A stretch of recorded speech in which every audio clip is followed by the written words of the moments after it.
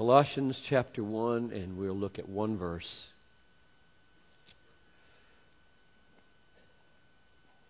Verse 24.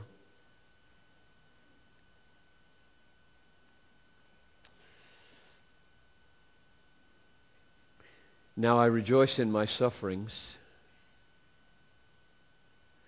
for your sake, and in my flesh, this suffering flesh, I am filling up what is lacking in Christ's afflictions for the sake of his body, that is, the church. So Paul suffers. He suffers. And in his suffering, he says he fills up what is lacking in Christ's afflictions. Now, what does that mean? It almost sounds heretical, doesn't it? Fill up what is lacking in Christ's afflictions. Complete what is missing in Christ's afflictions. What is missing in Christ's afflictions? Nothing is missing in Christ's afflictions in their atoning worth. Paul can't add anything to the atoning value of Jesus Christ.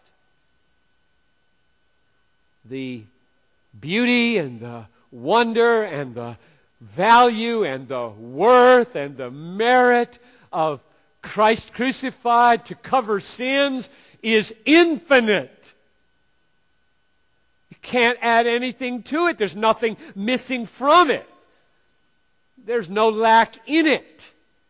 Paul taught us that. He knows that.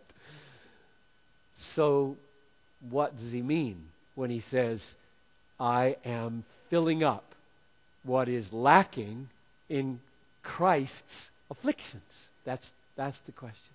I'm filling up what is lacking in Christ's afflictions.